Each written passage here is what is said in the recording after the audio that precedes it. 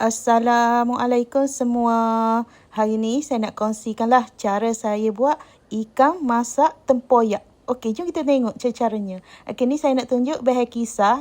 Kita nak kisar bawang merah, bawang putih, kunyit hidup. Lepas tu kita ada juga cili padi. Cili padi ikut kepedasan deh. Lepas tu kita masukkan air dan kisar sampai bahan-bahan kita tu dihacur. Ni bahan yang dah kita kisar tadi. Lepas tu kita letak air dalam blender. Kita masukkan air pula.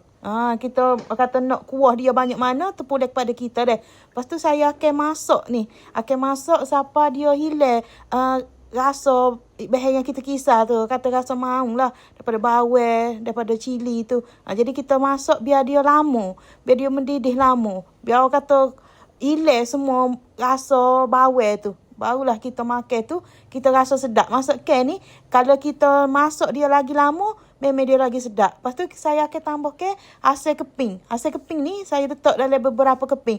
Dia asam keping ni dia mengikut kata tempoyak kita. Kata tempoyak kita jenis masak, jangan letak banyak deh. Kata tempoyak kita kurang masak, awak letak lebih pun tak apa. Sebab kita nak dalam masakan ni dia ada rasa masak. Lepas tu saya letakkan tempoyak.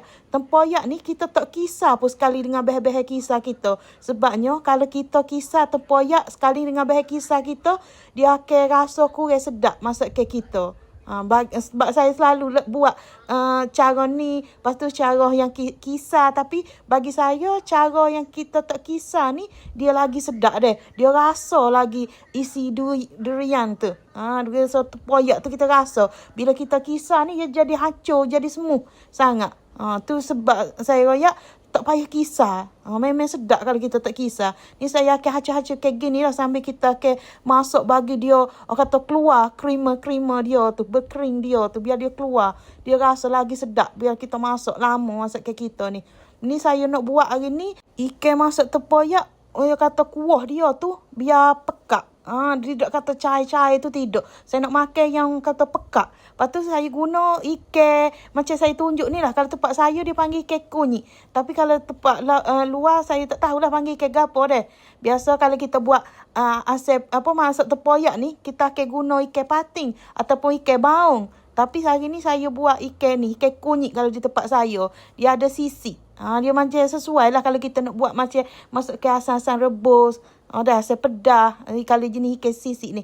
Ni saya masukkan daun kesung. Kalau ada bunga kantang, boleh juga nak masukkan bunga kantang. Tapi saya masukkan daun kesung dah. Kalau masukkan daun kesung ni, aroma dia terus kata buatkan kita tu selera nak makan. Memang sedap aroma daun kesung ni. Kalau tak masuk daun kesung ni, rasa masukkan kita tu jadi cacat. Jadi tidak sedap. Walaupun kita letak tempoyak je banyak. Wajib juga letak daun kesung ni. Kalau tak letak bunga kantang, wajib letak daun kesung dah. Lepas tu kita akan tambah ke garam. Garam letak cukupnya lah. Lepas tu saya letak juga sedikit gula. Jangan banyak gula tu deh. Kalau banyak dia rasa manis, dia tidak sedap. Sebabnya kita masak tempoyak ni dia lebih nak kepada masak. Gula tu kita nak balance rasa pedas, rasa masak. Biar dia rasa masak yang sedap. Tidak kata rasa masak saja-saja, tidak. Biar dia ada rasa masak, ada manis hujung-hujung tu. Memang jadilah. Ni kita masak sampai dia betul-betul masuk. Dia keluar, orang kata air ikan, rasa ikan tu. Memang orang kata syahdu. Resepi ni duduk jauh pun. Orang kata orang bau dah. Kita masak tempoyak ni. Ni hasil dia.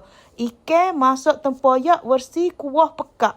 Biasa kita buat tak rasa tak pekat ni, awak nampak tak berapa pekat lagi sebabnya dia kata dia panas. Kalau dia sejuk memang dia pekat dah. Sebab memang saya rasa nak makan yang versi pekat. Tu saya buat letak banyak tempoyak.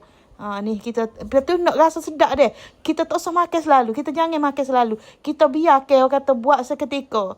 Macam kita masuk pagi, tengah hari tu, kita panas balik, kita makan, memang dia rasa sampai dalam isi. Tu yang sedap. Kalau kita makan selalu tu, dia sedap. Tapi kalau kita panas ke balik, memang sangat-sangat sedap. Ni awak boleh tengok deh, kuah dia tu memang pekat. Saya suka lah kalau makan, masak tempoyak ni, buat pekat-pekat.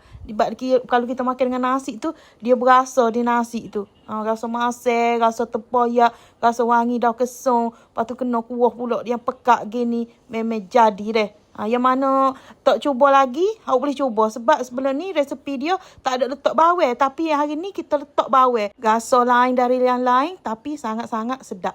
Okeylah, kepada yang dah menonton video saya ni, saya harap jangan lupa subscribe, like, komen dan share video saya. Okey, terima kasih semua.